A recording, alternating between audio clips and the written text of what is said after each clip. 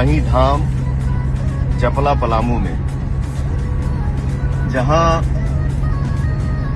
विश्व के सबसे ऊंचा दुर्गा माई के मंदिर बने वाला बा।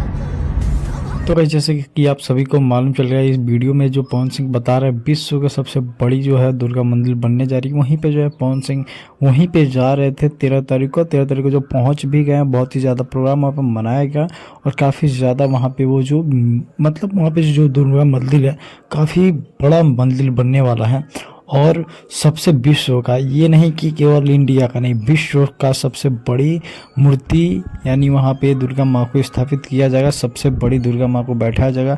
वहीं पे पवन सिंह भी पहुँचे हैं, अदर भी स्टार जो हैं पहुँच रहे हैं। अब बाकी मैं बता दूं, अदर स्टार के बारे में मैं बात नहीं कर रहा हूँ अभी, बस ओनली बता रहा हूँ कि अदर स्टार भी वहाँ पे पहुँच रहे हैं। बाकी पवन सिंह को भी वहाँ पे निर्मल बुलाया गया है और पवन सिंह भी पहुँचे हैं। बाकी फिर मिलते हैं अगले वीडियो में।